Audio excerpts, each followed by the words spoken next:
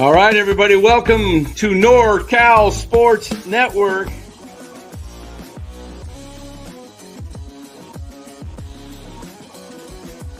And this is the same hat that Brock Purdy's dad wears. Chat loves it when Marty Lurie comes on. Anytime you lose a game this time of year, when you can't go backwards, it's a problem.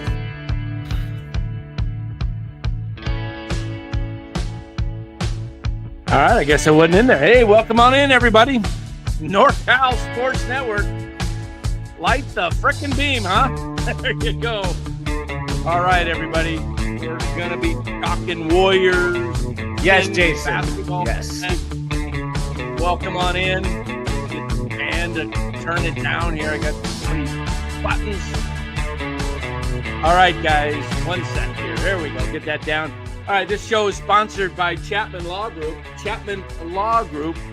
Give them a call for any of your legal needs you might have. Give them a call at 415-613-9483. Check them out in the description of this video and tell them NorCal Sports Network sent you. Also, up in the top right-hand corner, Betor, the official daily fantasy sponsor of NorCal Sports Network. Click on the link in the description or download the app, and don't forget to put in the promo code NCSN for a deposit match up to $250 and a free pick. All right, guys, what a ball game tonight.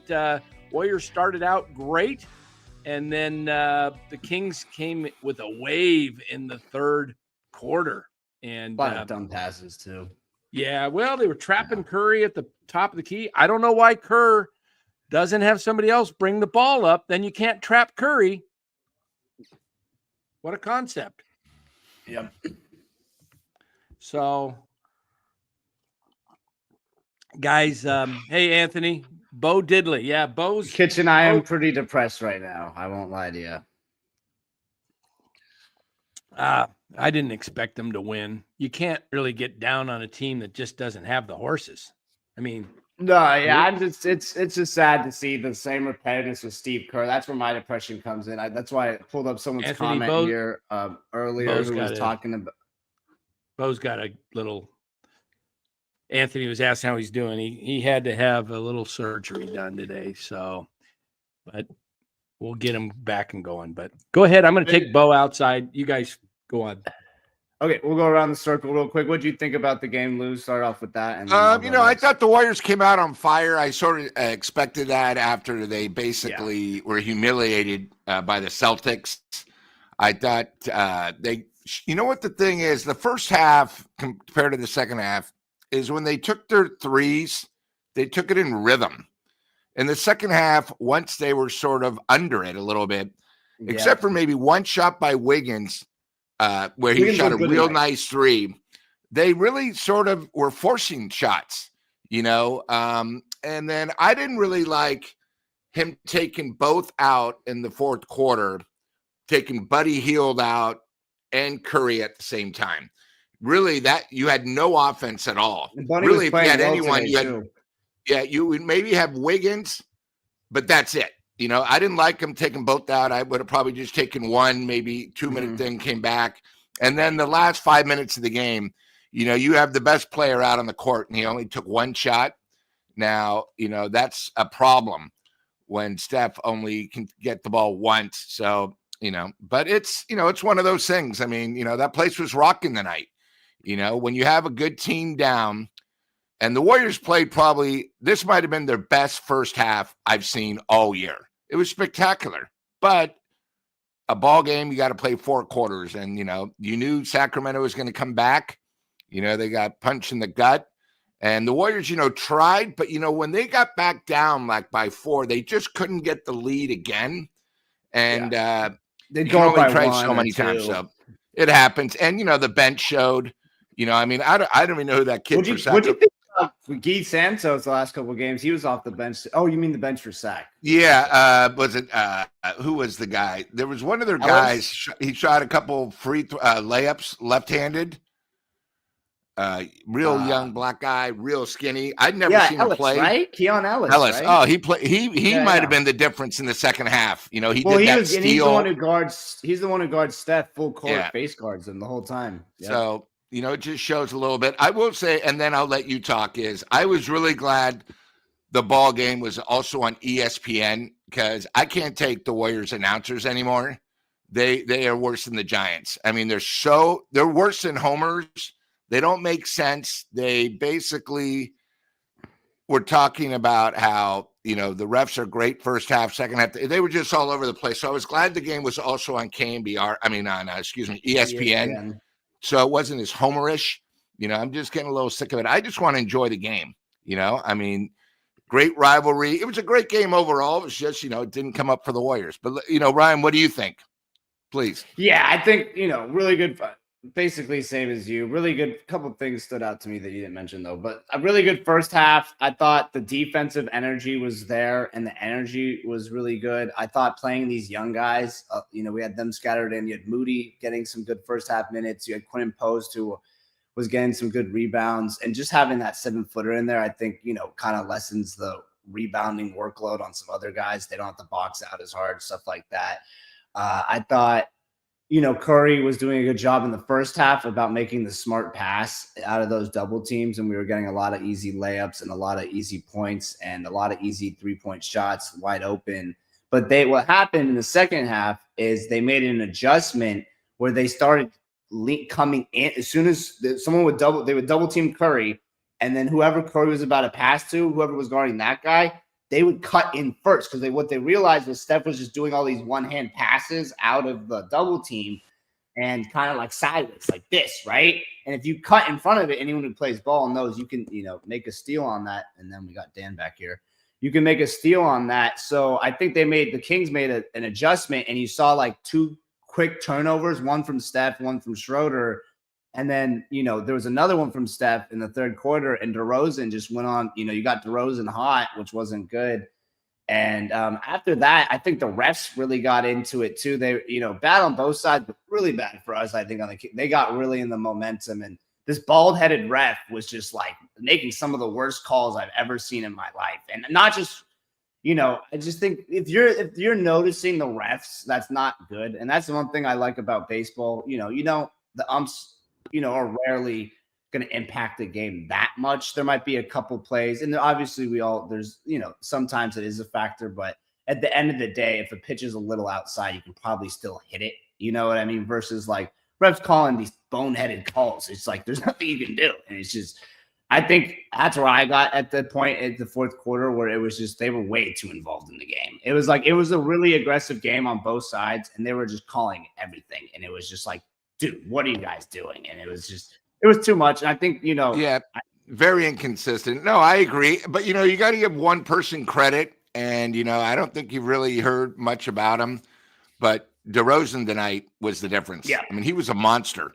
I mean, at one point, I think he made 6 straight shots. Then he missed 2. Then he came back. But he took over. I mean, I'm just looking. His plus minus was 26, which is pretty incredible considering Sacramento really never had the lead until, late in the fourth. But, he took over, big thing. And, I thought the other thing is Steph only took 11 shots the whole game, so if you really, they were trapping Steph shots. Yeah, for 11. No, and I understand that. And then you take Fox, who only had 11. So they cancel each other out. It shows, right. Kings are a little bit more in depth than what the Warriors had. I thought TJD played great. I thought the big thing is the Warriors, the first half played great. In the second half, they got punched in the gut. They let their guard down, and the better team overall, won. I mean, I know it was only a 6-point game, but, I thought their defense sort of lacked, and they almost seemed like when Steph wasn't in there, they seemed like a deer in the headlights. The crowd was going crazy.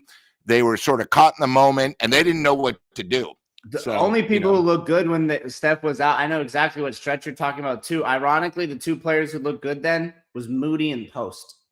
And TJD. I think I'd like to see, with all these injuries out right now, I don't know about you guys, I'd like to see those 3 guys getting a lot more minutes and Guy Santos. I don't know if you saw Guy Santos made 2 clutch threes. He had 19, I think he had 19 or 16 points today. And I know he was over 16 with his last one. He may have ended up with a little more. But Guy Santos, I think he's a much better player than Pods. What do you guys think? I think he's anyone's better than Bozo. Player. We know that. Bozo's not the best player, but he was 6 for 9, 4 for 5 on 3 points. I thought, like I said, good the whole last 2 weeks. Since he was great. I thought the other thing too is, like I said, the Warriors played a great first half, but you got to give the Kings defense a lot of credit. Absolutely. Murray was stuffing. He got blocked twice on layups. Yeah. They got easy 2-on-1s, 3-on-2. That one kid who I mentioned, Ellis, was a huge thing. The other thing too is he made some what I liked is they kept going to DeRozan when he was hot. Once he wasn't, they weren't shooting shots. They were getting easy layups. And again, Sabonis is a beast down there. He's sort of like a young Looney size-wise, but he's always in the right place. I mean, he always, and he hits his free throws, which, was another big thing. But he probably got 15 shots off missed shots where literally he got the ball and it was a 2-footer, and that's a little bit different where these players are used to playing with each other. The Kings now, are 9-1 in this year. Like I said, when they fired Brown, they were going to be, tough. They're now I think 11-2 overall since, and the first one they lost the first game of him with Brown, they lost. So really they're like 10-1 and, they're an upcoming team in the West. And, we talked about this all year for the Warriors. The Warriors need to play a complete game and they better do something soon because, right now, right now they're 21-22. Okay. There's only 82 games left in the year and they're going to have to jump so many teams 82? Just to get in the play-in. So I said 82, didn't I? That's what I meant. No, there's not 82 left though. No, I'm saying for the year. So it's already half the games are done. So they're going to have to do something because, beginning of the year, we had 13 guys. Everyone was healthy. Everyone was happy. Now we're down to like 9 guys. I think, they played better without Green. They do miss his leadership. I agree, actually. But, I think they played her without him. And, I like the young guys, but, it takes a total team. This is where the Warriors need everybody to step up, especially when Steph's not going to shoot. They need everybody. They need Wiggins to have a huge game. They need the bench to have a huge game. They need to make all their free throws. If not, they're going to have a real tough time against a better than average team. And, we all know the West is loaded. And the thing with Sac, too, I just want to keep in mind, and you said this, too, I actually do think Sac at this point is just a better team. Sac, they're on pace to be the first team ever to have 3 20-point scorers. They have, Sabonis is averaging 20, DeRozan is averaging over 20, and Fox is averaging over 20. Fox and DeRozan are averaging closer to 25. We have 1 20-point game scorer, and he's averaging 23. That's Steph. So you got 3 steps basically on their team. Obviously, Steph is, I think, better than all of those guys, and I'd rather have him, especially in like a clutch game or something. But because they have 3 of those guys, you can't sell out like you were selling out to Steph. And it was great. This game, we weren't other guys were making shots. I'm about to bow out. I can't get a word in. Sorry, no, he was going around the circle. So I spoke while you were gone, and then he spoke. What do you mean? You were gone? No, I've been sitting here, just listening to you guys. Go ahead, keep going. No, go ahead. We were go ahead. Go ahead. I'll let you finish. Go ahead, Ryan. What were you just? I don't even remember what I was going to say. Sorry. Okay. I was just all right, Dan. What did you think of the game? I thought the defense of the Kings was the difference in the game. They trapped. They basically took Curry out of the game. They only let him. How many shots? Let me see. I got the box score right here. Curry took 11 shots. Yeah, 6 of 11. So it wasn't like Steph had a bad night shooting. He just didn't. Hey, Frank, welcome on in. Hey, Frank. Gentlemen. Good to see you. So I think the defense of the Kings was the difference. The intensity they really picked up in the second half. I think Christie laid into him at halftime. You heard his report to Monica McNutt, I think is her name. What he said he was looking for was intensity and physical, and they got physical, and they got very intense, and they took every guy out of the game. The Warriors cannot create a lot of shots for themselves. They only seem to make shots when they're open, when they get the ball moving, passing, and they get a guy open for a 3-point shot. But when the defense is suffocating them, and if you notice, the Kings were playing all out near the 3-point line because that's where the Warriors live. And no backdoor cuts, no just layups, take the easy 2. Nope, they just keep hoisting threes, and they live and die by the 3. And that's, I think the difference was the Kings second half, they tightened up the defense a lot. What'd you think, Frank? Definitely Sacramento played really good defense. But to me, it was really about the lack of confidence in the role players. They made some shots. But when Sacramento needed to turn them over, those were not great turnovers. Those were like telegraph passes to open spaces that good high school teams would take. So it's hard for me to watch professionals play like non-professionals. Not that they can't shoot or they can't make plays, but some of the fundamentals of decision-making, to me, but especially when Stephen Curry wasn't on the court, that did them in. Mm-hmm. You know, I mean, they attacked the Warriors primarily when Stephen wasn't on the court. And for the first time, I mean, he seemed bewildered because he just knew this is a high school defense. Sacramento said, you know what we're going to do? We're going to double team the kid who's like all league and let the rest of these cats try to beat us.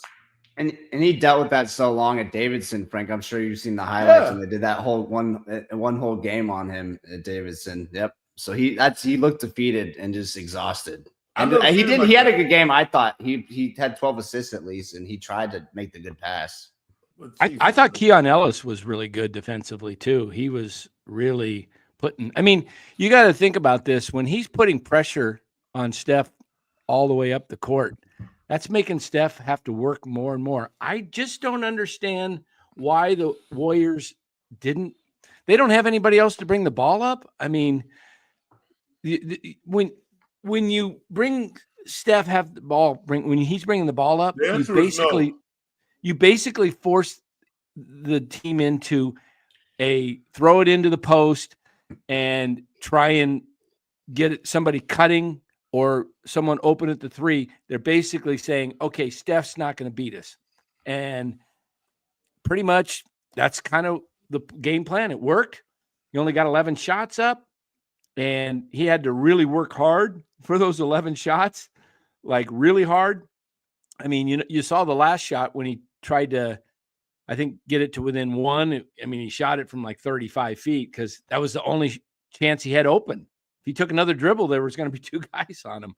So it almost went in. It just went back rim. He had it right in the cylinder, but it just maybe 3 inches too long. Dang. So yeah, this was a bad watch. It was hard to watch that. Yeah, it is hard to watch. It is hard to watch. I mean, the Warriors historically, even when they have not been championship level, they've been fun to watch. This team is not fun to watch. They're just not. Well, the first half was pretty enjoyable. In the second half, it wasn't a complete game, though. No. Well, when you guys bring this up, you got to blame somebody, and I think it goes back to Dunleavy. He gave us products. He gave us role players for 8 of our guys after our starting 5 role players, but now we need them to be more than role players, and it's just not panning out. You know, I think the other role players got hurt. Yeah.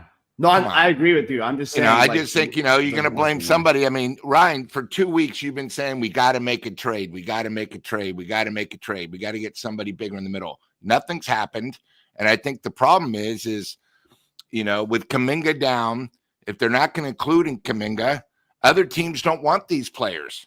They don't want another role player because they already have role players. So I think it all, you got to realize that Dunleavy gave us guys. And you know what? A lot of these guys are signed more than 1 year.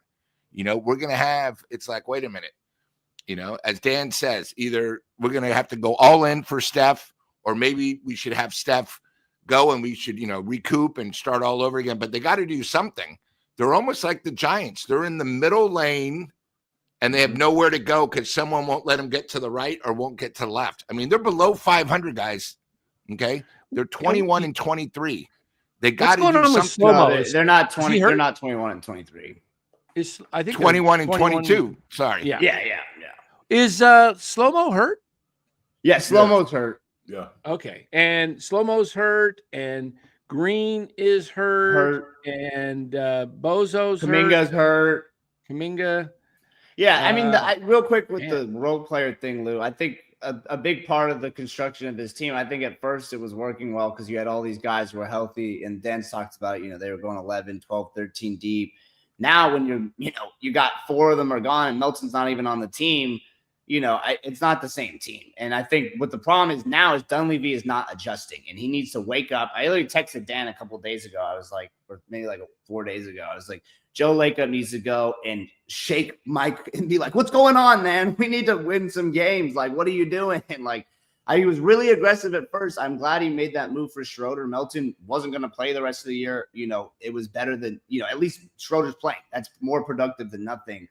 And, I think the problem is, I think he waited so long for Vucevic. I don't know if you guys have seen, Vucevic just had a 40 and like 15 game the other day. And, he's been going crazy, and it's like his value just keeps going up. And that's the problem. The Warriors don't want to give picks. They don't want to give these players. And like Lou said, you don't, at one point you definitely could have gone in Vucevic for, things that Dan and I had thrown around, these different trades. And we've talked about with you, Frank, but you waited a month. The dude's going crazy. I don't know what his averages are now, but I know he just said 40 and 15 the other night. All that does is increase someone's trade value. So, and Zach LaVine, another player I wouldn't want, but he's been balling out too. The Bulls are about to have a feast at the trade deadline, I think, if they want to make some trades. I don't know. I think the Dunleavy needs to wake up and do something now, because if you wait to the last week of the trade deadline, the prices are just going up. I don't think it goes down. I mean, here's the thing, though. Defensively, they're actually playing well enough to win games. Agreed. The problem is, okay, you got personnel. But more than that, you have poor decision makers. With Draymond Green out, with Pods out, with Clay not being there, when we get a chance to look at these guys, collectively, they have low basketball IQs. Lindy Waters has an average to low basketball IQ. So does Buddy Hield. And I'm convinced, you know what? The reason why Kerr doesn't really like Moses Moody has a low basketball IQ. I agree. So you got all of these basically C to C plus students in basketball on the court with an A plus student in Stephen Curry that can't win games based on his ability anymore. And we got chaos on the court. They're playing hard. They're playing defense, but they cannot make the quintessential plays when they need to make, that are basically basic basketball plays. I completely agree. And I actually think you make a good point about Moody, and I'll let the other guys say their thing about Moody. I've said that for a while now. Like, I really like Moody. He definitely should have been needs to get more minutes, consistently, because we're seeing it now. Like, every game he's had 10 plus. I think Moody can give you 10 plus every day off the bench because he can shoot, but he just can't be a starter. Like, people have talked about. Why is Lou gone? People have talked about him starting and stuff like that. I just think at that juncture, it's, he doesn't know where to, and this too, Frank, he's so slow on his feet. The guy moves like laterally so slowly, and he's a good player, but I agree with you about that. He's not super smart. And I think we have a lot of similar players like that who aren't bad players, but they're not, like you said, they're not really anything. Well, you win these games in the last 4 minutes. The Warriors were fine. They had the game under control. Kerr was committed to monitoring Stephen's minutes. I have no problem with that because, he's trying to preserve his career. But you got to make the right mental plays. You also notice that in clutch situations, Stephen and Schroeder are not playing together. And it's because Kerr has adjusted his offense. When Schroeder's out there, he lets him go one-on-one and kind of play high pick and roll because he can't run their standard offense. And when he's out there, You think Stephen got 2 guys on him? He'll have 5 guys on him with shooter out there. That's true. Hey, what'd you think of Kerr's technical? He got upset because he thought it was a kick ball. I didn't think it was a kick ball. I thought it was just a errant pass that went off a guy's leg. No, he was Why is he? Yeah, it wasn't a kickball. No. Yeah, he's just losing it. You could tell the season's getting to him because it was that ball ref too. I think that guy, it was just being too much. He was really just. I think Kerr was just kind of irritated. I mean, I know Lou was. I think Kerr was just like, this is just too much. Yeah, I think the definition of the season is they've now had 27 clutch games, which means it's 5 points or less with 5 minutes to go, and they're 13-14. And but if I you think go that's to actually good. That means we're in the games. That means we're in the games. We don't have any closers. You take Steph out, who can close the game for them? And if you remember, most of these games that were close, that they literally couldn't score in the last 2 minutes. And I think one of the other problems is, except for beating Minnesota, we're beating teams below 500. When we get teams that are above 500, we're just not matching. I mean, my God, Boston destroyed us by 40. Yeah. We come back, and if you look, we gave up 75 points second half. I just think it comes down, you win as a team, you lose as a team, but they got to play defense the whole game. And when they're flowing like they did the first half, they got to do that in the third quarter and the fourth. If not, they might as well just get ready for the ping pong balls in the draft. But those for the lottery. But those 2 passes that Andrew Wiggins threw away that led to layups, that's not against their defense. You know what I'm saying? Those are ill-advised passes that basically just give the opposition points. So their defense has been solid. It's their decision-making in the clutch that's really been a problem. And, I mean, Draymond, even at this advanced age of his career, when he's not playing, it's like the dam broke because he is so smart, he can kind of hold them together. But when he's not on the court, oh, my God. Yeah, they're missing with Kuminga and Green. Yeah, they're missing 2/5 of their starting lineup, which that's 40% of your. Yeah, but Kuminga was coming off the bench. Remember, most of the season, he was the guy that would come off the bench. He's a closer. He's one of the 5 closers. He was in the closing lineup. Yep. Yeah, so that's what I mean. He 2 of your 5 best guys are out, and also 17 points a game from Kuminga. Right. So, I mean, the fact that they got what'd they get tonight? What was the 117? 117 and 123. The fact that they got 117 is pretty good. That tells you how bad the defense was of Sacramento the first half. Yeah. Because the Warriors struggled to get 100 a lot. And the Warriors were fighting. I like what Frank said too, and I want to see what you think, Dan, about this. They're fighting hard. That's why I don't think they're like necessarily like the Giants thing, something like that. They're not laying down these games. Would you say 27 clutch games? Yeah, we've lost, most of them, more than half. 14 13, 14. But at the same time, that's, to me, that's like, okay, you're a couple players away, maybe 1 player away from winning 5, 6 more of those, and then our records 27-16, we would have been 4 seed. Yeah, that's how I think about it. This team's not a bad team. I'm just super frustrated because it's just like we're just so close every game and we just can't close it. And I'm just like, Dunleavy, what are you doing? I'm on Lou's page that Dunleavy's a bozo now. I don't like the mental mistakes. I just can't. Yeah, they make a lot of mental mistakes. I can't take the mental mistakes. I can take players not making shots and not playing well because nobody wants to do that. I mean, they wasted a Buddy Hield performance tonight. He's had maybe 7 good games all year. Tonight was one of the games he actually played okay. But at the most important moments, when the game was in the balance, and Andrew Wiggins had a phenomenal year, but those 2 consecutive turnovers that led to layups from the other end, it changed the entire complexion of the game.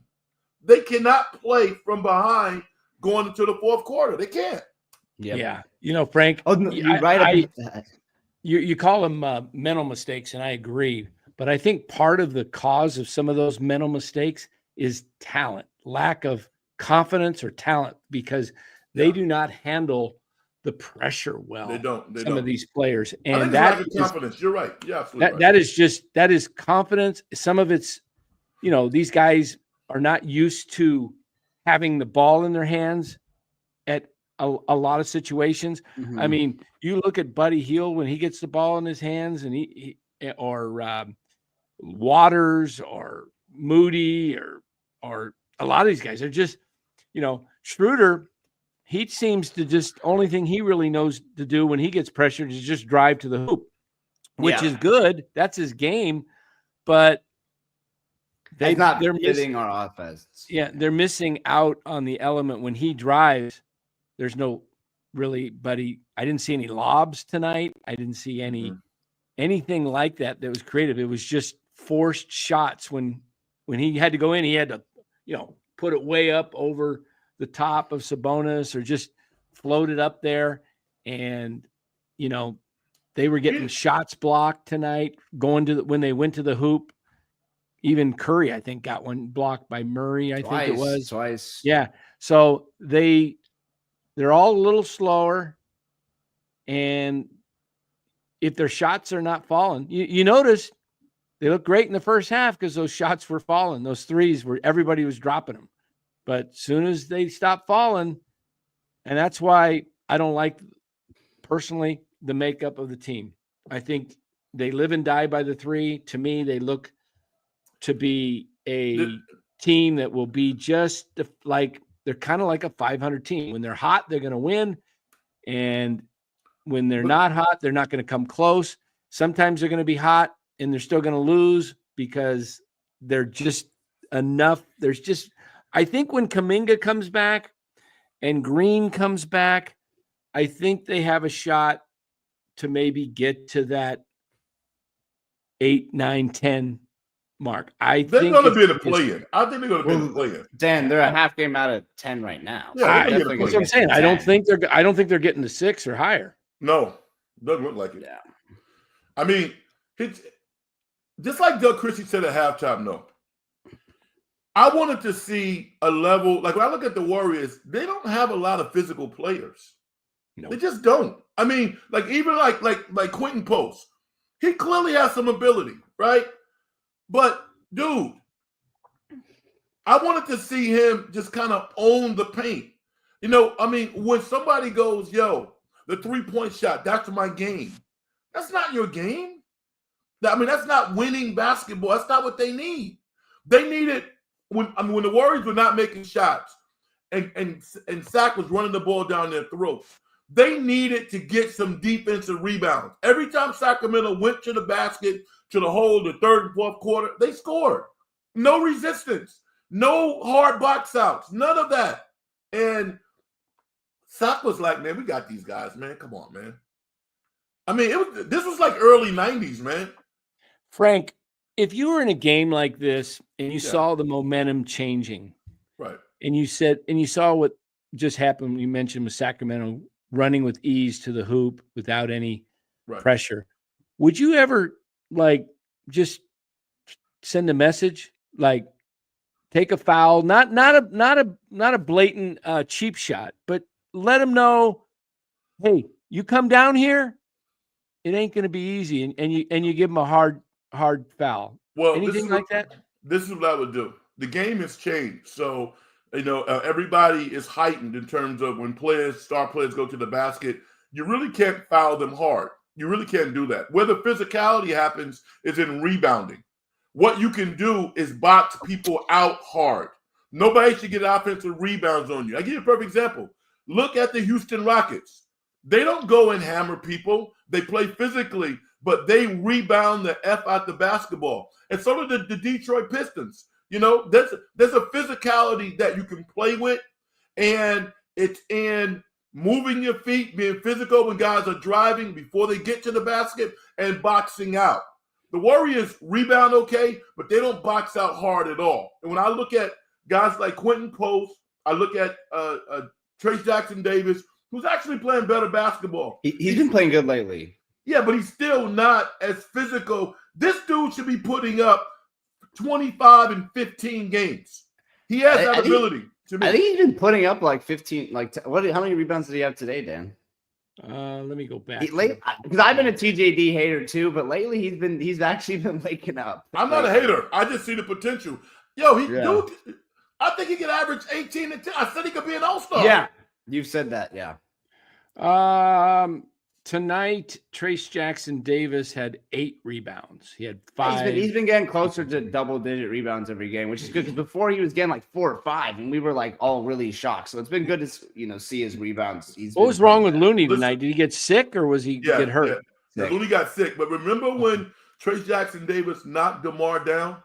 Yep. Light bulbs That was around what the I like nation. to see. Yes. Was nothing And wrong he with saw that play. crazy layup. Did you see that crazy layup too? He was playing good. He had a good game. I like the young. I don't know about like an some of the young all-star. guys. I don't think. No, I'm saying Frank said that, but I think some of the young guys actually have. Not a perennial all-star. He can make an all-star team. You don't think so? No, not in the NBA. It's not WNBA. Not in the NBA. Come on. I mean, listen, man.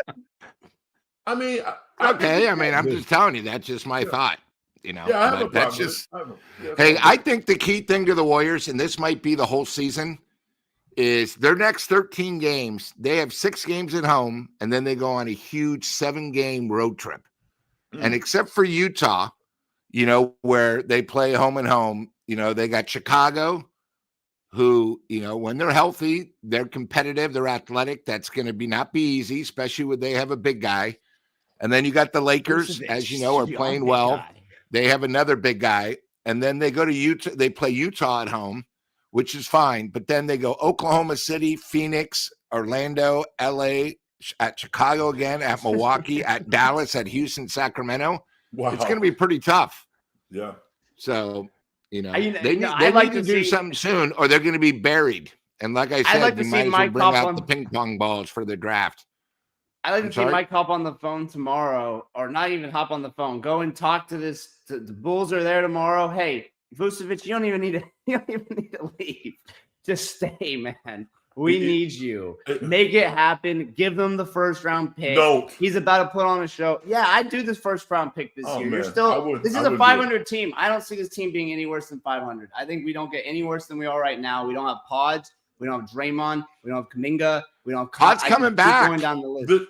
I'm just excited. saying, Potts when was this going to thing play happens- tonight, but they didn't want Let me just- Bozo to get I have embarrassed. 30 more seconds of my point. We have a lot of the roster gone. I personally, and Dan, I want to hear your take on this, don't see this team going much worse, if at all, below 500. So why would you not want to give this pickup? What is it going to be, 15th? I don't see anybody that's going to change the franchise at 15 this year.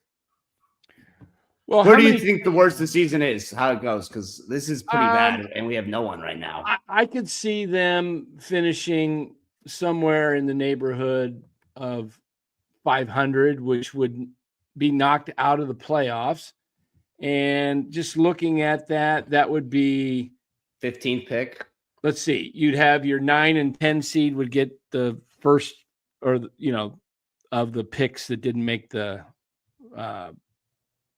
I should say they're the last of the ones. So then you'd be behind that. You'd probably be finish 11th or 12th. And you'd have, let me see, how many teams don't make the playoffs? 1, 2, 3, 4, 5, 6, 7 per conference. So that's 14 teams that don't make the playoffs, and you'll probably be in the 10 to 14 range. Yeah, so like I was saying, 10 to 15 pick. This is a very good draft. This is a I don't next think draft. it's that great of a draft. And if you, I think it's top heavy. I think it's a very top heavy draft. Who's got the best shot at flag? Is it Washington, Utah? And you would protect the pick, of course, Dan. Like you would still top 5 protect it. Almost every. Oh yeah, top 5 protected like if you actually won the lottery or right? Yeah. I'm just saying, would you give this pick up? Like where the Warriors? Oh, I think I would right now because it's not going to be this pick. I wouldn't give up a future ones because those are going to be valuable. Agreed.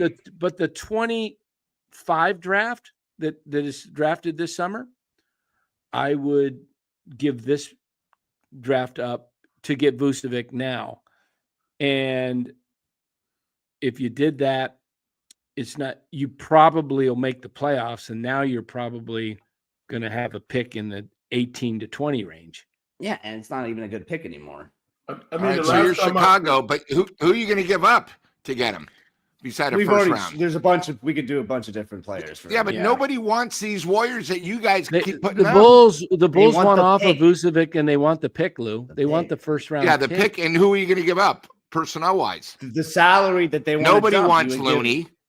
But that's the point. They don't want these guys, Lou. That's the whole point. They don't want them. Lou, the NBA. Yeah, but I'm saying if Chicago can get more, why should Chicago make a trade with the Warriors when you're not giving me anything except a number one pick? Because if they get number more one, players, when there's three other teams that also want him. I'm saying that, other teams also want him that probably have better quality players and a number one pick. Your guys are making it like just because they want to dump the salaries and we're going to give them number one pick. Don't you think the other teams are saying the same thing to Chicago? Or only the Warriors are the only ones giving up the number one pick? That's what I'm saying. There's probably four people competing against us. How many teams need a center in the playoffs? I disagree with you. Look who's in the West. Maybe there's a team in the East we're not looking at. I'm just saying there's a lot of teams who don't need a center. That's kind of the thing. You can't put Vucevic on another team with a dominant big man. He can't go to Denver. They don't need Vucevic with Denver. They don't need him on the Lakers. They don't need him in Houston. They don't need him in OKC. They don't need him in Dallas. Do you want me to go down every single playoff team? There's just no room for Vucevic on those teams. Let me offer this take, somebody in the East. Let me offer this take, though. Yeah, of course. Knowing Billy, man, Billy is coaching these guys every day.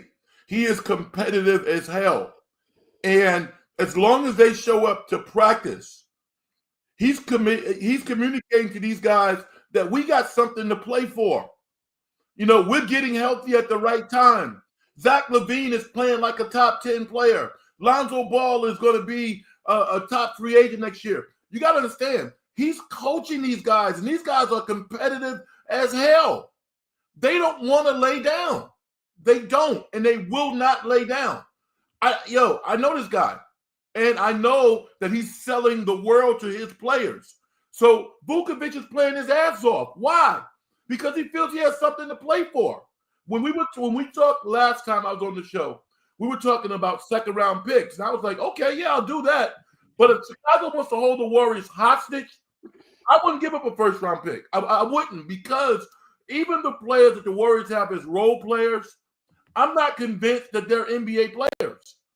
Even a guy who's drafted at number 15, he's going to be a polished basketball player who might be better than his rating says that he is. So I think this team, if they get healthy, they can get in the play-in, and I think that they will. I think Kuminga comes back, and even like internally, I want to see Post. I want to see Trace Jackson Davis. I want to see Lewis. They need to be more physical, man. The only thing Sacramento did was change their coach, and their players started playing harder. The Warriors got to play smarter, and they got to play harder.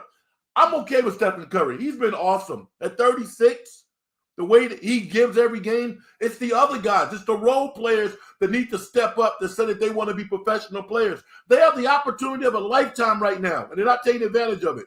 That's the thing that frustrates me. Yeah. I get that. I totally get that. Now, this is just a quick little trade that you could do for Vucevic. There's combinations of doing a trade, but this trade works. You're moving off two guys that are with expiring contracts. So they move those guys off the books. They get Pods, who's a player that they could use. And Vucevic comes back for 2 years. The trade works because the salaries match. If the salary for the Warriors has to be a little bit higher can't be under what they're receiving. Now, Hollinger's analysis says minus 11 wins. I don't know where the heck he gets that. Pods isn't even playing. Looney doesn't play much and Peyton just came back from injury. So, and he was supposed to be injured again today. I don't know. I'm glad he played, but you're not going to miss much impact there from the Warriors. And you could do it differently too. If you didn't want to give up Pods, you could give up Santos and Waters to make the deal work. You could give up, instead of Looney, you can give up Buddy Hield, and then you can give up Buddy Hield makes more money, and you might be able to just give up Waters itself without giving up Pod. So there's options. But I think with the Warriors, if they really feel like they can compete in the West, I don't know why they're waiting, because it takes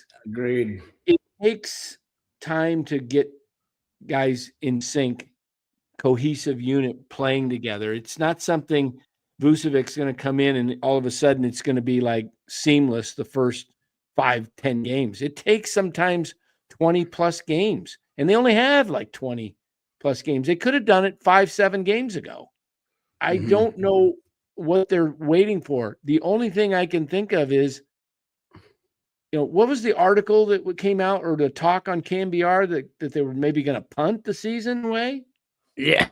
That basically, that there's talks that maybe Steve Kerr, Draymond, and Steph just don't think this team's competitive enough, even if they were to add anybody, and that they just think the team's so far away. And if that's the case, I think you trade Draymond, and I would trade Draymond right now, because you can't trade Steph. Steph's the heart and soul of the team. He makes too much money as he's number one jersey sell in the last 8 years in a row.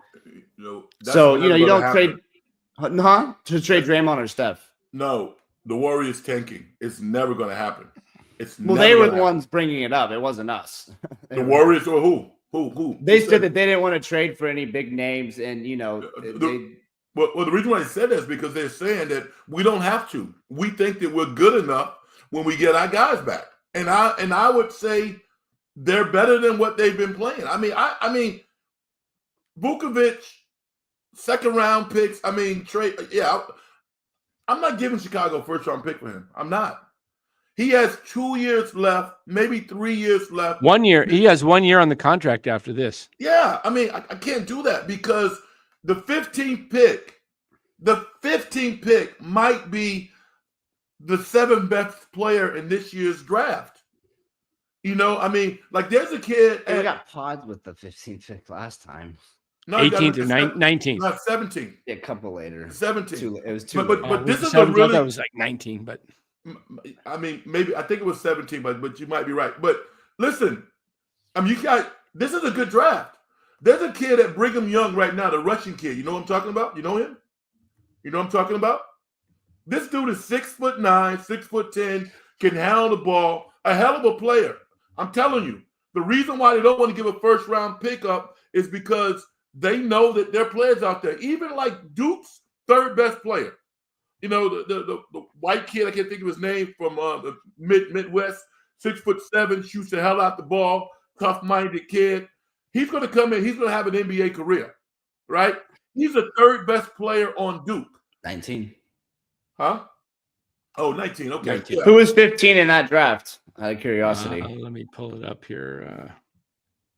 It's like a nobody. That was a weak draft, man. That was an average draft at best. Yeah, but that's what this draft's getting compared to by a lot of people.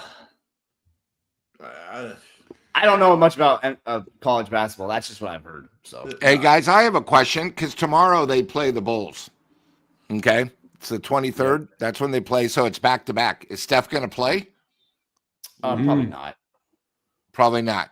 So who is going to play with all these guys out? So you're telling me that they have a home game against Chicago, where right now Chicago is playing good. We're coming off 2 excruciating losses, and the best player is not going to play. Why would anybody go to see the Warriors tomorrow if Curry's not playing? I mean, there's nobody worth seeing. Right. I mean, I'm just bringing up a point because of the back-to-back, so. Yeah, good point. Good point. I don't know if they'll play him. I don't think they probably should. They're in a weird spot right now. That's why I would make a trade for someone like Vucevic, just because then Curry doesn't play tomorrow. Obviously, people aren't going to pay for tickets, but you might actually be able to win a game like that, because they'll give you 20 and 10, and some actually decent. What are you saying? Getting Vucevic in tomorrow's lineup for the Warriors? That's what I'm saying. Tomorrow, Dan. I'm trading for tomorrow. You kill 2 birds with 1 stone. You take him away from your competitor. That's what I'm saying. I mean, without Steph, when you really look at it, who's going to guard Kobe White? We don't know. Who's going to guard Vucevic? Who's going to, I mean, right now the Bulls, if Curry doesn't play tomorrow, have a better team. I think we're going to Warriors can't lose again. Then they're going to be 2 games below 500. Guys, it's getting to the point now, and I know you guys are sweating. They're going to have to be like, they're going to have to go 25-18 for you guys to even sniff a close for your wager. Dan, you might have to go get the loan again. I'm just telling you guys, tomorrow's we're a not big that game, point yet. especially for you. It's getting pretty close. We're not at that point yet. I mean, I would get really, really concerned if Kuminga's back, Draymond's back, Podge is back, and the Warriors are losing games from the neck up. Certain nights they're going to get run because the teams are better. But there are a lot of games that the Warriors have lost this year because they made mental mistakes. Dan talked about. Then it goes back to coaching. Maybe our coaching staff isn't as good as we've had in the past. I think Kerr's got. What do you guys think of the Kerr? What do you guys think about Kerr going if we don't make the playoffs this season? I think you have to fire Steve Kerr just because at this point, if we go over since KD has left, you've made the playoffs 2 times. No, you don't fire. You don't fire Steve Kerr. He'll retire before they fire him. You don't fire a guy like Steve Kerr. That's like he's firing. going through a lot with the fire, his old home. I could see Steve actually maybe hanging it up if the Warriors don't make the playoffs. He doesn't need the money. Steve Kerr will never get fired from the Golden Not like State. fire. I don't mean in the sense it's like announced. Like, oh, Steve Kerr, just kind of like, hey, maybe it's time for you to kind of like. And then who would you have replace? Not going to play for anybody else. Well, because if Lou, you missed the playoffs again, and you're not trying to be. No, I understand that. I think he would. I would say I think he'd retire, but whoa, one at a time, guys. I was still finishing my sentence. I apologize. Go ahead, Ron. I want to hear you. No, you're good. I was saying I don't think Steve. The only reason I said about Steve Kerr, I didn't mean fire him. I just meant like move on, because if you're talking about this new direction, like Dan said, and the players have said, maybe it's time to bring in someone who actually can develop young players. I've never seen that from Steve Kerr ever. I just haven't. And I think we've talked about on other shows. Frank's talked about that. Lou, you've talked about the drafts. You've gone over all the players after the show. Tell me one player that Steve Kerr's really developed besides Jordan Poole, who's not even on our team anymore. And I'd say Jonathan Kuminga kind of developed himself because he barely ever got played for like 3 years. Well, I don't know if that's the head coach. I just think we have a problem where if you look at our recent coaches that have left us, maybe our coaching staff isn't as good as we thought they were. We have a guy that actually was a great NBA player. He was good in college, but as we know, a good college coach isn't going to be the same as the NBA. I'm talking about Jerry Stackhouse. We talked about how good they were early. It's a big difference, between college and pros. I keep thinking it's more Dunleavy didn't give us a great product, but I've been saying that all year. But, I think the one thing we're going to realize, Kerr is not going to leave or retire until he tells Steph, what are you doing? I think they're 1 in 1A, and they're going to be with us until the end. But I still think there is a point where, Steph's been through hell with his mom. He lost his home that he grew in. Maybe it's time for, I mean, Steve, right? I mean, Steve to just say, hey, Steph, you know what? We've tried. I'm personally just burnt out. I've been in basketball for so long since I left U of A. I've been a GA. I've been on TV. Maybe it's time. I'm going to relax. I don't need the money, but I want to make sure it's okay with you. But then the Warriors going to have to realize who's going to come in to try to make the Warriors better. I don't know if there's any good college coaches that'll go. I liked both of our old 2 assistant coaches did really well. We had one win coach of the year, and the other one's going to right now, and he has the best record in the NBA. I don't know if it actually has been a coaching staff around Steve Kerr thing at all. I disagree with that because you've seen all the coaches leave us do really well. Like Kenny Atkinson has the best team in the league right now, and I don't know. So I think Steve Kerr I disagree with that, but I agree with you on the sense that I do think Steph Curry and Steve Kerr are tied together, and it definitely would have to be a conversation. I don't think you just, let Steve Kerr go. I said it in the wrong way. I just mean, if we're actually talking about taking another direction and, not trying to be competitive and we're not going to make these trades, I just don't see the point of keeping Steve Kerr, Draymond, Steph, and all these older players, older guys who aren't going to develop a team. It's like it's kind of like where the Giants are at. It's like, the Warriors, in my opinion, aren't where the Giants are at because I think they are a couple moves away. But if you're just gonna stay still, there's no point. I don't want to see them like how the Giants are every year, where you're 500 battling for 500. It's like there's no point in that. It's like you either try to make the playoffs and do something like the Niners. We don't have to win a championship every year, but either try to be competitive every season like the Niners are, or do what other teams do and rebuild. I don't want to see them in this mediocrity like the Giants. It's just, not what I like to see. Well, one thing I don't hear here, though, and I think that this is a part of the conversation, is the Warriors are a money-making machine. And when you start taking players off and we're going to rebuild, you know what? There's a lot of empty seats at Chase. The television revenue, the radio, all that stuff goes down. That's not a conversation that you just kind of, I'm going to make this decision. No, there's still a very good business, even in mediocrity, not bringing back Klay Thompson. Yep. They're in better financial shape now than they were over the past couple of years. So this is part of the deal. I think the Kuminga thing is going to be interesting because they didn't extend him. And when he's at his best, he's clearly worth what he was asking for. Yeah. So they got to get their best players. Well, it's going to be interesting is somebody is going to give Kuminga an offer that's probably more than what he was asking for. You might be right. Last year. And I think so. The Warriors are going to have to make a decision to match or let him walk. And I don't think they let him walk. That would be foolish at this point. I mean, if you thought you were not going to match, you'd have to trade him right now. You'd have to trade him before the deadline. But and nothing would shock me with that. It's actually a good point, Dan, about the trade. Do you think you have to trade him if they're not going to pay him a lot? If they have they already have a figure in their mind. In their head. Yeah. In their head. Yeah. They know that he's going to probably get offered something like 120, something close to that. How much? Mean, 120, 40 a year. He was asking for 35, I think, right? And they something like that Jalen Green deal he's going to get for sure. Whatever. What did Jalen Green get? It was almost 120. Yeah, it was like it was I think 36 a year, something like that. Yep. So yeah, he's going to get something like that. And if they are prepared to pay that, then they won't trade him. But if they're not willing to, and it's going to be higher next year.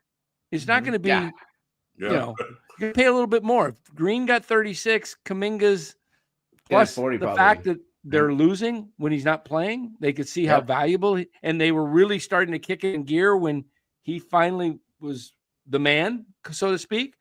Yep. So he elevated. I mean, him getting hurt sucks for the team, but for Kuminga, it was a gold mine because I texted you that the other day. Yep. They've collapsed without him, and they were rising with him, playing as the main guy when Steph wasn't on the court. So he won 2 games without Steph too. Kuminga just going crazy. Exactly. 33. Yep. Yeah, he hit 33, right? Twice in a row. So to me, I think they pay him next year, whatever it's going to be, because he clearly is their second best player and scorer, and he's going to be their number 1 scorer in a couple of years when Steph is gone. Probably next year, maybe. He don't you think he could maybe score 20 points next year, Dan? Kuminga, 2022? Oh, if he plays 75 games or 70, whatever you play, and he's in the lineup and he's playing 30 minutes a game, heck, he'll average 22 a game. Yeah, that's what I was thinking too. Yeah, but I have a question. If you do that, say you sign him 3 years, $120 million, that means you have 3 guys, and it's over $130 million. Who else are you going to be able to put on your team? That's a lot. That's a big commitment. One guy. It's actually 4 guys because Curry's makes close to 60. No, Curry's $68 million next year. Yeah, and then you go what's named 40, Draymond. and then you got Wiggins Draymond who's making 27.8 next year. And Wiggins is like 25 right. That's range. a lot of money for you got to think of the future, just not and you don't want to pay all these guys who next year you're going to be in the same boat. It's a lot of money. I personally, if I were, because Kuminga, I think is a great 6 man. I don't know if he's worth $40 million. I know it looks like it now when they're not there. If I was Dunleavy, I would talk to the owner and say, listen, we realize how valuable he is. We got to get something for him. And you might be able to get somebody, we just are overlooking right now that could be as good as him. That is maybe you're half saying the price. trade Kuminga? I think we should trade him. No, Lou. Why would you I trade wouldn't him? do it. Because if you're trading him, you're just going to get another guy that's going to make the same kind of money if he's as good as Kuminga. So okay, so then we're gonna be forced to pay him $40 million next year, and we're gonna be in the same boat this year. Well, you got a couple guys expiring contracts in a couple years. Yeah, so, you're losing some money next year. You're losing. We're not like an probably. Oklahoma or a Houston that has a great way to the path. This team is way behind the 8 ball. They may, and you can't trade Green because nobody wants Green's contract. That's the other problem. Right. They may end up, if you see them trade somebody like Wiggins and don't really bring anybody back in for Wiggins, that's a sign that they're saying, okay, we're punting this year away and we're going to try and build it up. Maybe they can get a draft. You might be able to get a 1 and a 2 for Wiggins. He's got a really good contract, even though he's not the player. Some people say if he's in the right fit with the right team, you might be able to get somebody's number 1 and a 2 for him. You might be able to, there's teams out there that would like Andrew Wiggins, and he's really a good third option on a team. And if he can go to a team that's got 2 star players already and he can, like he did in 22. Milwaukee will love him. They don't have anything to give, but Milwaukee will love him. Yeah, isn't Chris Middleton expiring, Frank? I don't know the stats of his contract, but I know his. I'm pretty sure Chris Middleton's expiring, and they make about the same money. If you were trying to rebuild, you could probably get the Bucks to give you a first, and Middleton would then be off. Middleton has one more year after this year. Oh, I don't want to trade Wiggins. Do that. Wiggins, no, I don't either. I'm just saying. I know that. I'm saying, but sometimes Wiggins looks like a top 10 two-way player in the league. Like tonight he looked great. He just, he's not a very good passer. He's just not. But there's so many other aspects of his game that are pretty darn good. He plays hard. He's a good teammate, good citizen. He's building his confidence on offense. He has not been the problem this year. That's for damn sure. I want to see this team, even though they're playing against tough, talented teams, if they can have a rotation of Kuminga, Wiggins, Draymond, Trey Jackson-Davis, Looney, Post, and maybe Potts comes back and he plays better, they can win the game they're supposed to win. I don't know if they can get to 46, 47, but they can win at least half of their games. You don't win half of your games and tank. You don't do that. That's one of the unwritten rules of the NBA. If you're 500, you play it out because jobs are on the line. Yeah. They need to win at least 23, in my view. Get me out of the hole. They got to win 44. Here's something I want to talk about. Draymond Green. Now, we all know that the players run the NBA. It's a players' league. I would have never re-signed Draymond when his contract came up. That was after he punched Poole. I thought it was just like he's going to digress. They signed him to a 4-year deal, right? Roughly $100 million. Yep. But the problem is you have to please Steph, and Steph wanted Draymond. So that's why I say it's a players' league. And sometimes when you let players dictate too much, it puts your franchise in a hole. We saw it a lot with LeBron's teams. He wanted this guy gone, this guy gone, this coach gone, and then he got everything the way he wanted it, and they didn't win, and they still haven't won. And so I think the thing with Green, he's got 2 years left on his contract. after this year. If somebody would take him, maybe a team that's like Detroit is a young team who is playing well, but they need a veteran. Not Detroit, but Michigan.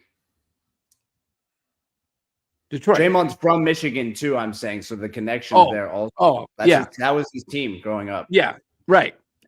So Detroit's 23-21. I think they're in 10th in the East right now. And they could use a defender and a leader. Right. That's what I'm saying. So if Detroit would give them up, and you could get, you could probably get a future one from Detroit. Definitely some twos at least, and some filler. Here's one of the things that I think we need to acknowledge. Draymond is Stephen Curry's protector. If Draymond's not there, you don't want Stephen Curry on a team without a protector. You don't. That's a good point. I mean, Dennis kind of that now, though? Because Dennis would back up Curry. I think. I've seen Dennis go crazy. No. I mean, I'm going to protect this guy's life. Gotcha. That's what Draymond does. And that's what you need on the team. And that's what I'm saying. It's like, you know what? I got to be honest with you. It's like when you see a 7-footer shooting 3-pointers, the first thing that a real basketball says is that guy's a puss. Yep. Yeah. Of course. Gotta go inside. I mean, it might be the most ignorant comment in the world, but there's something to it. I don't believe it is. You know, I have to respect everybody. I can't. But you go to the park and you're the big guy, and all of a sudden you're shooting outside. You see some little 5'7" guy. But what the hell is he going to do? No, the game is won and lost on the interior, in rebounding. Even when the Warriors were really good, guess what? Andrew Bogut was a nasty guy. He was a nasty guy. And Draymond, as small as he is the Warriors' nasty guy. You talk about moving that guy, the entire complexion of the Warriors organization changes because he is the pulse. He's the attitude. And the thing is, like, and that doesn't necessarily have anything to do with talent. You can't make Andrew Wiggins that guy. You can't make Kuminga that guy. You got to find that guy. I mean, Isaiah Stewart on Detroit was not the most talented guy in the world. But you know what? You don't turn your back on that guy. No, you're right. My only thing with Draymond is, though, Frank, is he's 34. And he's wearing down, and he's showing. He's got a bad back issue too, Dan. Yeah, and then that calf. That's very concerns concerning. me about that calf is an Achilles. Yeah, he got 2 years, man. He got 2 years, and I mean, what we all dread is the inevitability of the Warriors. They're gonna have to, if they want to or not, they're gonna have to break this thing down in some respects. But you're not gonna do it while Stephen Curry's still on the team. Well, it's not gonna happen. Here's the option as you look at this, Frank. You got 2 years left of Draymond, 2 years left of Steph. Mm-hmm. You've got 4 years or 3 more years of Buddy Hield and Robert Anderson. Kyle Anderson. Let's see what else you got. Now you got 2 years left of Kyle after this, 3 more of Buddy. You got 3 more years of Moses Moody. You got 2 more years of Pods. I mean, this team and 2 more years of Wiggins. This team is aging together, and it's a bad combination of guys that are all getting old. And to me, I think the hard talk has to be made with Steph. Like, what do you want to do? Do you want to hang? You want to finish your career here, or because we don't really have, here's what we can do. We can make a run at it by trying to get a Vucevic, and we could do that. It's going to give us a couple of guys here and a number one. That's about the best we can really do. I think that is the best we can do right now, don't you? You're $20 million, You're not going to get much, you get Robert Williams for 12. You don't have to get as much, but you're not getting as much. So it's not going to help. I don't think that doesn't help as much. So you have to have that talk with Steph and say, what do you want to do? You want to run it If you do, we can trade for Vucevic. We're going to lose a couple guys, but are you okay with that? Steph probably say, yeah, let's make a run with it. Or you got to tell him, Steph, if we don't do that, it's probably going to be a couple of more years like this and probably a little worse. Probably a little worse. Do you want to hang in there for that? Or the inevitable, do you want to end your career somewhere else? We will oblige whatever you want because he's earned that. And that's the talk that the Warriors got to have. A lot of organizations come down to this at the end of these guys' careers.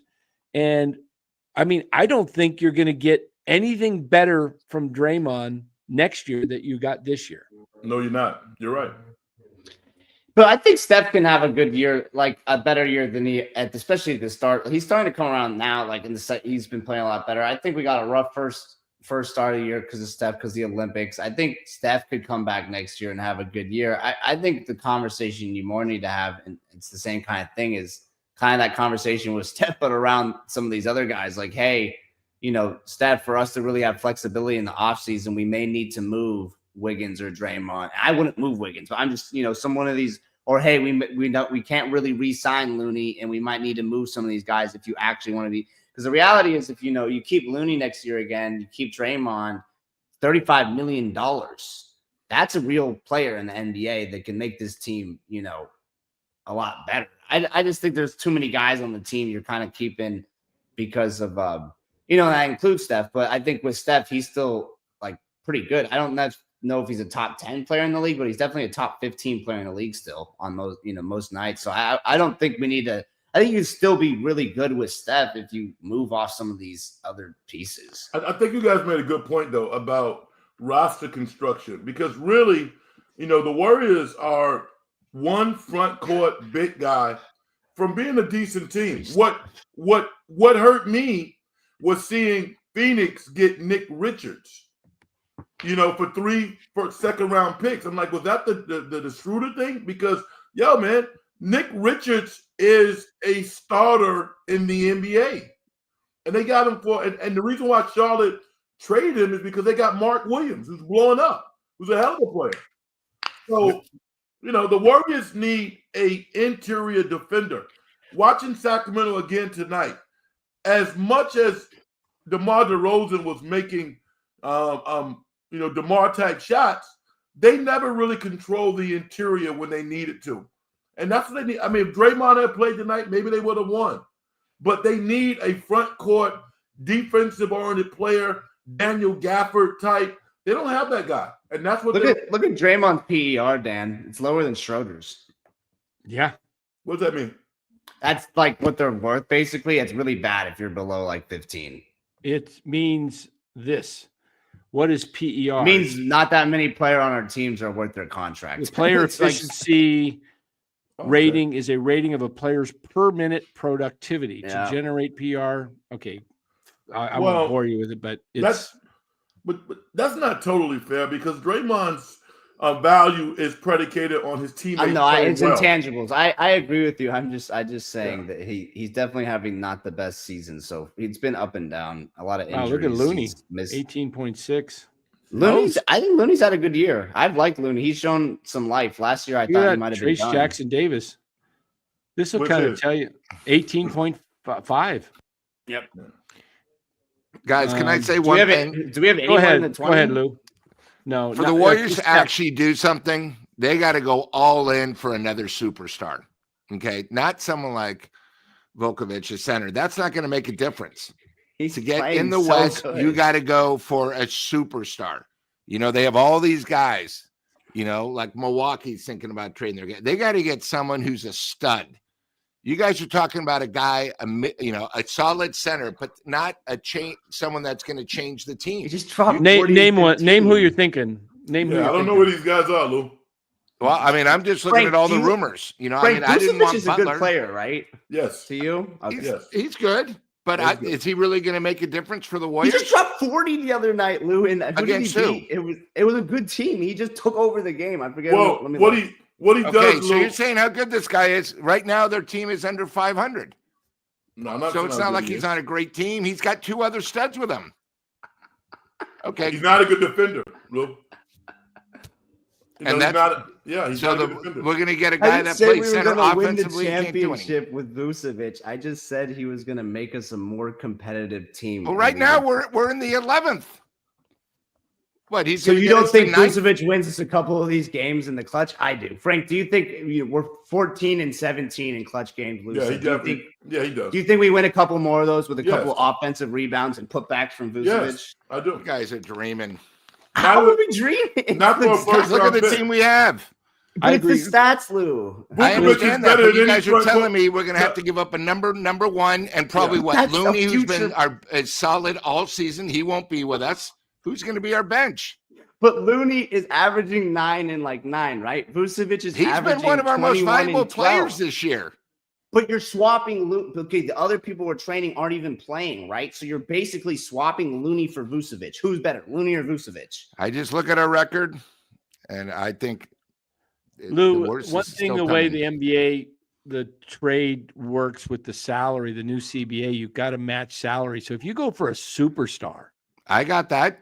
you're going to have to give up at least Wiggins or Green plus a few more. If you're talking like a superstar, they're probably making 40 plus million a year. So probably closer to 50. Who do you think have in mind? Somebody like Joel Embiid? Who do you think? I want a guy that's going to play more than Green, and that's not slim. I'm just, look at all the rumors, except for Butler. Can I I'm just just read saying the Warriors, I think, need the last more. 5 games, because this sounds like a really good player to me. All right, we got 22 and 15. Then we go 14 and 22. And how is his team done with all these games? Just because the team isn't good doesn't mean. So you Vucevic assume just isn't a because he's good done that with player. Chicago, he'll come with us and do the same?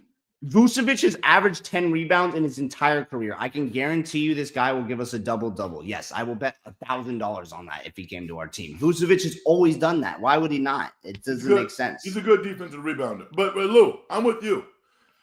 I mean, if the conversation around him was players, maybe pods in the second round pick, and then all of a sudden they go Linus and pull the rug underneath your feet. I'm not going to do that because, listen, just like we're all talking, the heartbeat of the NBA is the draft and developing talent. That's it. That's how you build teams. It's not how you win championships, because the Warriors went and signed a KD and it was a wrap. But look at the Houston Rockets. Look at the OKC Thunder. Look at the Orlando Magic. The combination of developing young players and coaching them up. Look at Boston. Look at Boston's entire team. Their best 2 players were drafted by Boston. That's it. That's how you win. I mean, Danny Ainge hasn't been great in the draft in Utah the past couple of years, but he has a formula. He knows how he's going to build that organization. You can't buy championships in this league. You can't. The salary cap, because the Warriors have been so successful, they won't allow it. So you got to find these jewels when they're there. And we can talk about, top 15 players. No. Kawhi Leonard was drafted 15th overall. Giannis was drafted, 12, 13, or whatever. Those players are going to be there. You got to find. Yeah, they also got developed, though. That was kind of my thing about Steve Kerr. I was saying, it was one or the other for me. I kind of with my Giants little monologue. It's the team needs to pick a direction. If you're going to draft and develop, do that. You need to probably get rid of some of these guys like a Draymond. Maybe like Dan even said, maybe you have that conversation with Steph. Say, hey, we're looking to go young. We're not trading any of our picks, whatever that is. That's fine. But right now they're kind of back and forth. Yeah. They're picking these guys in the first round, but they're not really developing them. But they drafted Jordan Poole at 28th. And then they traded him. Yeah, they traded him because of their own doing. What if Draymond doesn't punch Jarrett Poole? And you still have Draymond on the team. Who said he doesn't punch the next young guy? But he's only punched one guy that we know of. So suppose that doesn't happen. He got KD to leave the team too, though. Yeah, but talk about the guys that they drafted. They drafted Jordan Poole. Imagine if Jordan Poole is on this team now. The Yeah, but Warriors it's not are because of different. Draymond. Yeah, but That's my point about Draymond. And you got to pick a direction. That's all I'm saying, Frank. I agree with you. I love Draymond, but you have to pick a direction. I don't know. Maybe Dan agrees. No. with that, The only point I'm making about that is Poole was drafted 27th or 28th, and they developed him, or he developed himself into a point where he was legitimately a lottery pick. That's the only point I'm making. 100% agree with you. The two couldn't I agree coexist. picks are valuable. The two couldn't coexist together. The Warriors chose Green. That's pretty much how it was. Yeah. And I don't know if Steph had a decision in that, saying, that they're going to back, Draymond. He had to go. It all comes back. If they didn't screw the Wiseman trade up, the team would be completely different too. They picked him number 2, and that was a huge bust. You know what happens when you have a high pick, and like especially in the top 5. The Warriors haven't been the greatest with top 5 picks. Just face it. All the last 20 years. And now, they had to make a decision. And you got to remember, Poole's contract was signed before Green. Mm-hmm. So there was like, wait a minute, this guy, even though without Poole, we probably wouldn't have won the championship. People forget how great. Oh, definitely not. The playoffs. So you had to make a thing, and again, that's the problem where we really have taken with the championship, stuck with the teams that won us a championship, where maybe we could have maybe said, hey guys, we're only going to keep 3 instead of signing all 5, like Wiggins thing. And, it's one of those things, but I think it's come to the point where, you keep talking, Dan brings up the age, we're not getting any younger. Yep. And the problem is with Kuminga, he is a young stud. His best years are probably ahead of him, but you're going to pay him $40 million, for a guy earlier in this year that literally was probably our best 6-man off the bench. He came in, he was a spark, he was good, but is that worth $40 million just because without him, the team's not doing as well? Everybody makes $40 million. This is a crazy. You also got to, you got to consider his age too. He's like what, 22, 23 years old. He's 22. Yeah. He hasn't even reached near his prime yet. So let me look it up. Wait till he hits like 25 years of age when he's playing 25 to 28. You're by letting him go, you're possibly letting go a guy who could be definitely an all-star. This is going to sound crazy because if he develops and he's able to really blossom, guy could be a scoring champion.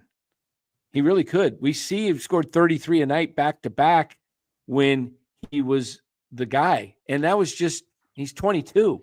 Wait till he gets to, I agree.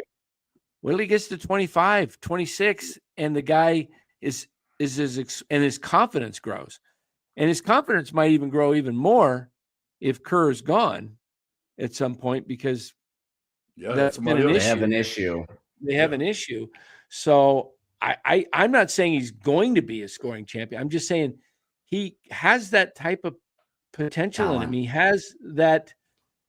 I see a little bit of, I don't know, you've been watching ball a long time, Frank and Lou.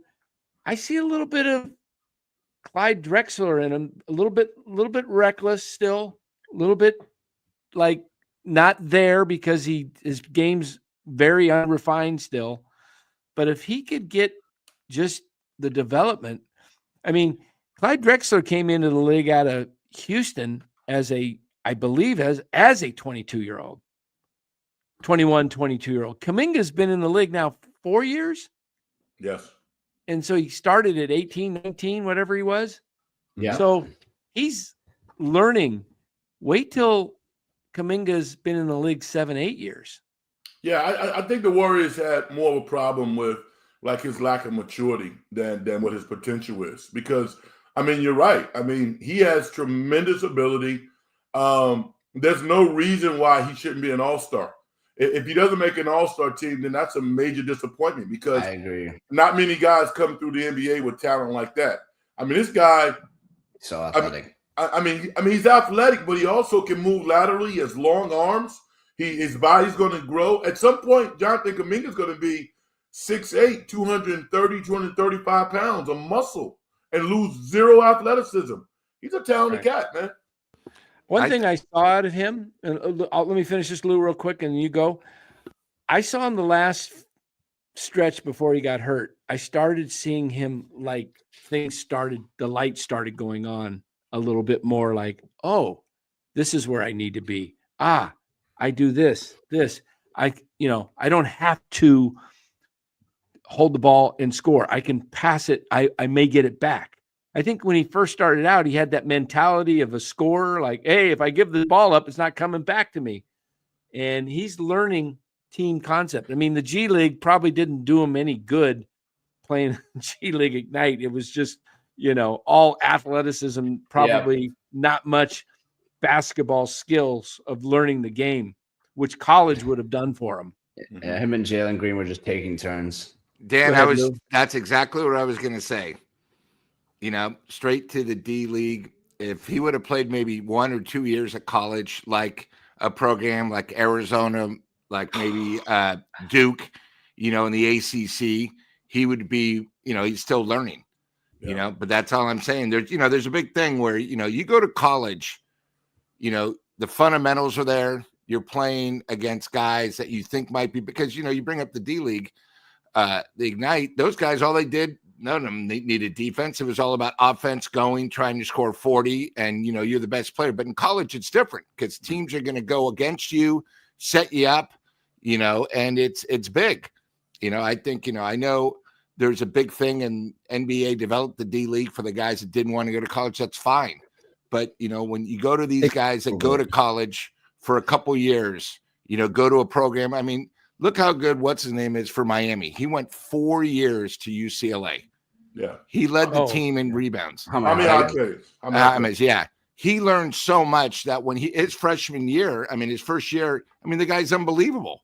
He's in the starting lineup for Miami. So that's all I'm saying. It's just a big difference, and he is young, but God, if he would have just played 1 or 2 years in college, he would even probably be at that other level already. Yeah. But again, we might not have been able to get him, but I'm just Lou, saying. you want me to get you upset here a little bit? Look at this. Oh yeah, I know. But the Warriors wanted him. I know. Yeah, I don't want to hear that garbage. Lou doesn't believe Frank and I that the Warriors were set. We're set to guard him, hoping he would drop them. They did want him. Come on. Bob Myers went to UCLA. Come on. We couldn't have traded, got him, with the Heat. No. And made a pick. No, who was 16th? Who was 16th? Let me look here. Obviously, we're not going to do the Lakers.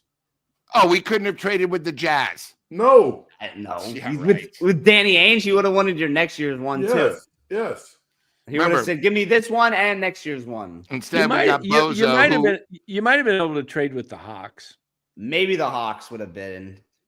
If you gave the Hawks a future. I just love it that he went right ahead of us, but we couldn't get him. Come on, guys. It wasn't like we picked number 2 and he went number 1. There's a difference between trading someone if they fall to you and trading up for someone, Lou. You know that. Now, I haven't followed Cam Whitmore's career, but he was pretty good in college. He's playing well, man. Is he All the playing Villanova well? guys are good. Yeah. No. I don't know why they didn't go for Whitmore, because We got Bozo from They were thinking between the two WCAC, of them. West Coast Athletic. every Villanova guy that's in the pros does well, because they're probably when Jay Wright was there, probably the best prepared players for the NBA. No question about that. They focus All on the fundamentals. Knicks guys are from there. They play super hard too. Yeah, they're tough and they're smart. Listen, fellas. As I said earlier, the most disheartening thing for me watching the Warriors this year is not the losses necessarily, because some teams are just better, but their inability to execute when it matters most is what's really tough for me to watch, because I know how smart Stephen is. And if it bothers me, he's on the team and Kerr's the coach. And it's not like they're not like instructing these guys to make mental plays, because these mental plays are deciding the games. These are wins and losses. Yeah. That you can't do.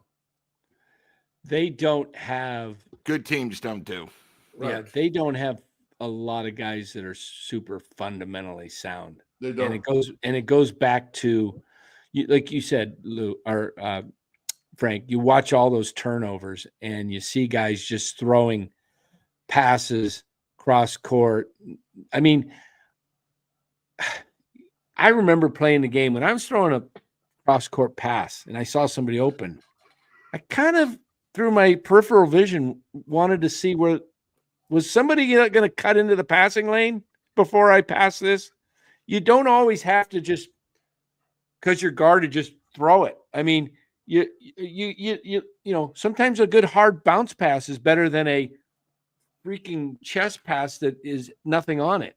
I'm gonna, Dan, your brother is a legend, one of the legendary coaches in Northern California, a fundamentalist. And when I watch basketball, I always focus on the fundamentals. I don't care about what level somebody plays at. It really doesn't matter because the best talent, the most talented players play at the highest level. But the fundamentals, you can look at D5 teams in the Bay Area. The well-coached D5 teams play really good basketball because they're fundamentally sound. These role players that the Warriors have, I wish them all the best. But, and I mentioned it before, few of them, if any, besides Stephen, even comes to like a triple threat. That's your foundation, the triple threat. That ensures that you don't make bad passes because you assess the defense before you do it. When you're off balance, and if you're off balance, you're going to make that pass. It's going to be a turnover. Sacramento should not have won this game tonight. Good for them. But they were down 17 at halftime, and the Warriors got up as many as 17 in the third, I believe, at one point. Yeah, and it was tied at the end of 3. But you're right, Frank, about this. They got up against like 9 in the fourth, too, after a couple made threes, Frank. Remember they should not have won this game. No. With the triple threat, you see it all the time. These guys, they catch the ball off balance. They've already established their pivot foot and they're stuck. I mean, that's the first thing. I know my brother teaches that. It's one of the first things he teaches is, the triple threat, because you can do one of 3 things when you've already established your pivot foot and that defender knows it. He's got you. It's your foundation. Yes. Yes. It's everything when it comes to basketball. Your triple threat. I don't see a lot of guys in the NBA, and I don't know what that is. I don't know if they don't coach these guys at that level much, or if what they do in practice, if it's just about running the offense and learning the offense, or I would think there's stuff going over on the side with side coaches working with guys, but man, a lot of them don't have. I mean, like I'm not them just kind of blowing my guys' horn, but there's certain guys in college. Patino, Billy Donovan's one. Billy's a skill developer, and you look at all the guys from Florida that made it to the NBA. But I'm gonna give you another example. Remember Kobe White's first 3 years in the NBA? Yeah, you couldn't do Kobe White. Yes, right. He couldn't do anything. Yep. But now you look at him, this dude is a polished NBA player because of the skill development. You know? And I'm just saying that there are other players, like even just like Jay Wright. Are you kidding me? Dante DiVincenzo was drafted number 17th. 17th. This dude is a top 5 role player in the NBA. He got better playing with the Warriors. The Warriors are one of the best organizations in the NBA. But they got a bunch of guys that came in this year and they have to play right now. And they're simply not quite ready. The fire's too hot, man. Yeah. Yeah. Well, let's get out of here. Final words. What do you got? Final words, Lou? You guys have 5 more games before you go on a 7-game road trip. They need to win, probably go 3-2, or they're going to go on this road trip and come back. They might be 5 down. They got to do something, because I think waiting until, February 3rd, the trade deadline might be too late. 6th, I think. Or 6, okay. Yeah, it definitely will be too late by then. I'll go next. I think I would call trade for Vucevic now. He doesn't even need to play for the Bulls tomorrow. He can play for us. That would be what I would do. But even in all seriousness, I would definitely. I actually have seen teams that's happened in baseball. It happens in baseball sometimes. I'm sure you've seen that, Dan, where those team will play for the other team. They'll never even. Yeah. So, anyways, I would like to see them trade for him. If not, Daniel Gafford's on the move, some kind of big man, and just I'd like to see the team at least continue to compete. The game against Boston was, just a disgrace. It always sucks to lose like tonight, but I do, like Frank said, it is good to see their competitive spirit on most nights. Frank, what do you got? I would like to see them play smarter. This is not Warrior basketball. I understand they don't have a lot of practice time, but they got to play a more intelligent brand of basketball. And man, all you listeners out there, sign up for my channel. I need to do a better job. Put it out. I need to do a better job promoting my show. Yeah. Type that into a. I'll put in the link right now. Put that in there. Yeah, we got to get Frank. Go sub to Frank's show. You guys are awesome. I mean, listen. I watch your baseball stuff too, man. I mean, Dan. Nobody's working harder than you, man. Nobody. Appreciate it, Frank. I love it, man. Frankie's got another sponsor. You should sign up. Better. Oh yeah, let's get to. We haven't gone to our sponsors yet. Let's get to them, Dan. Yeah, we got to get to Better, BETR, Better, up there in the right-hand corner. We're our official daily fantasy sponsor of NorCal Sports Network.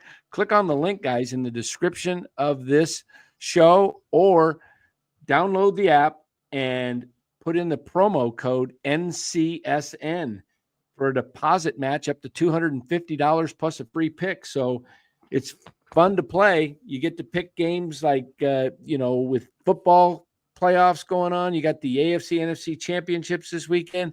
You'll have a chance to pick a couple Super of guys. Bowl in 2 weeks. Yeah, you can pick, is this guy going to get over so many yards passing? Is this guy going to have over Super under Bowl, perfect for catches, it. whatever? Yeah, and you can win big. And right now, you get a $250 match. That's more than a lot of other people that have Better as their sponsors. So we got a good deal. $250, guys. You put in $250, they're going to. How do you get the $250 again, Dan? If I sign up, what do I do?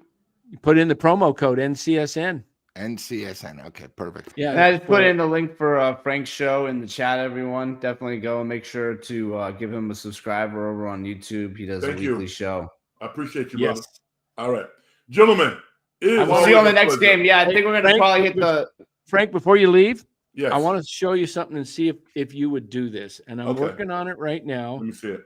Going to take a little time here. I've got to come up with another. All right, let's do that. Let's try this, and let's try doing a little trade here. See if it works. 50, 48, 728. We need one more guy. So we will do. Oh yeah, last thing too. What do you guys think? It looks like the Suns are probably going to trade for Jimmy Butler, huh? What do you guys think about that? I sort of like what they did. Did you see what they did? Their trade? I'd never seen that before. I haven't ever seen anything like that. Did you see that, Frank? What they did? I did. Yeah, smart. Very smart. Smart. Do you think they're setting up to get Butler? It looks like, right, Frank? Yes. Yeah, they are. Yep. All right. You wouldn't do that if you were the Warriors, though, right now? No, I wouldn't. Because I don't think Butler fits with our team. No, really. He doesn't. Yeah. I wouldn't be surprised if there's some type of three-way action with Butler, Zach LaVine, and Bradley Beal. I agree, actually. I think that's a great take. Would you take Zach LaVine if you were the Warriors? At this juncture, because it's like he's having a good year and he's actually playing some defense. I might, and I'm gonna tell you why. Because I think he's a good guy. I think they definitely like his personality. I agree with that. So I mean, whether or not Bradley Beal is capable of going out and performing, but I know that him and Billy have that history together. Lastly, would you trade for Daniel Gafford? I heard a couple of that coming up lately. Rumors about that today. Warriors and Daniel Gafford. Why would Dallas trade him? I don't know. I guess they're trying to clear off some salary and they want to win. Okay. They're the ones who dropped the rumor. It was someone out of Dallas. It was like one of their ESPN guys. It was coming out today. Would you be interested in Gafford? Hell yeah. Yeah. Yeah. No, I would too. He's a young player, and he's not, necessarily going to make you much better, but he's cheap and some size. I think what he probably did is they probably started talking extension, and the numbers got really crazy, and they were like, "Wait a minute, we're not paying you that." That's exactly what they were saying. They can't afford, and they got Lively, so they're thinking, they want. That's true. That's true. No, Lively's down, probably out 3 weeks.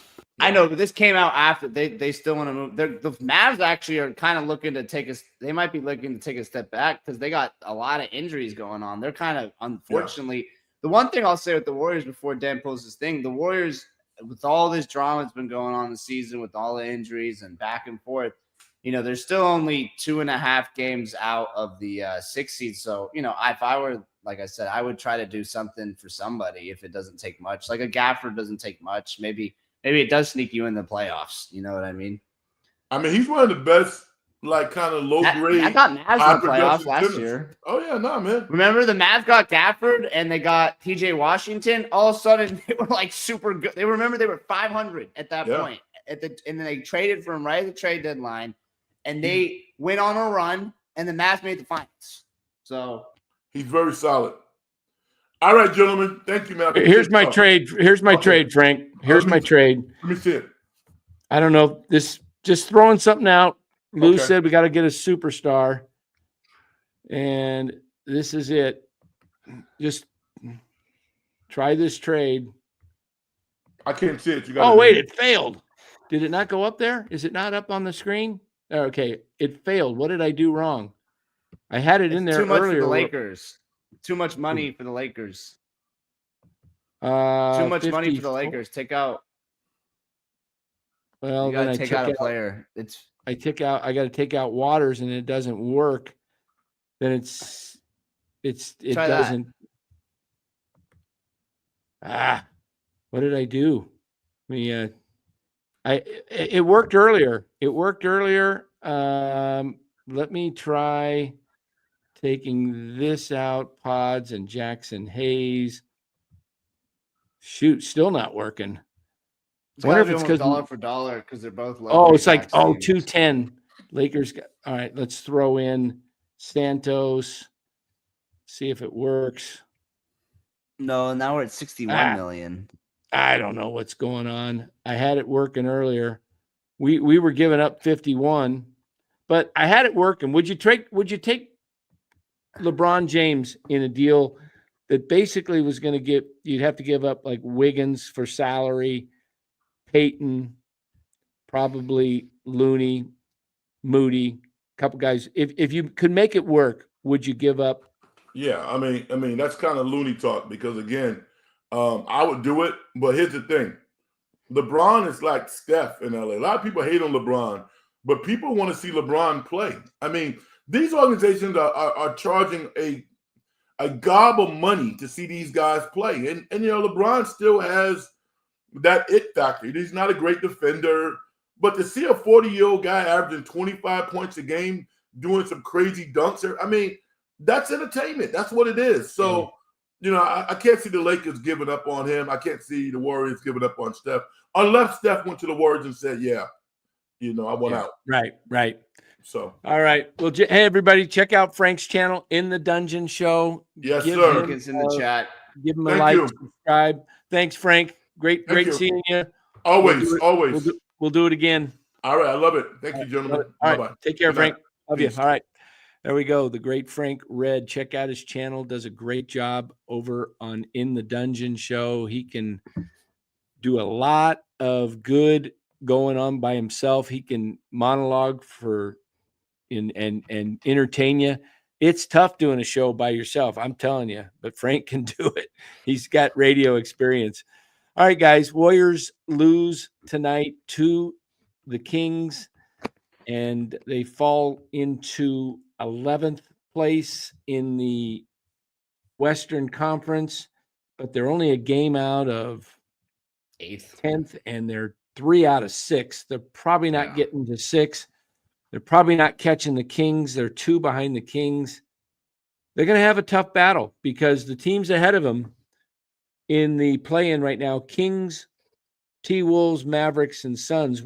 When you got to remember, the Mavericks are without now Lively getting down, but they've been out with Luka for a while. And when they get him back, and the Suns are probably going to get Butler, is my guess. I think that trade that they did to get all these picks from Utah is a way to give Bradley Beal to Miami with picks. And I think that's why they did those picks, because the Suns have a very short window. Yep. And they want to win it with KD and Booker. So KD ain't getting younger either. So what's tomorrow? Thursday? Yeah, we'll be back on tomorrow night, guys. I guess we got do we have Giants, or what do we got? Warriors Warriors in the Bulls. Warriors in the Bulls. We haven't decided what we're doing tomorrow. We'll figure it out for you guys. We'll figure it out, but we'll be on tomorrow night, guys. We'll definitely hit the Lakers game this weekend, everyone. For the Warriors who's watching us, that'll be a big one on ABC. So we'll hit that Saturday night, as long as there's no breaking Giants news, which probably won't happen, sadly. Right. All right, everybody. See you this weekend. Here we go. Oh, yeah, look at that. We'll let the band play a little bit, guys. But we will see ya tomorrow. Don't forget to check out our videos, guys. Videos are out there. Make sure you give them a like and a subscribe. All right, everybody. Thanks for watching.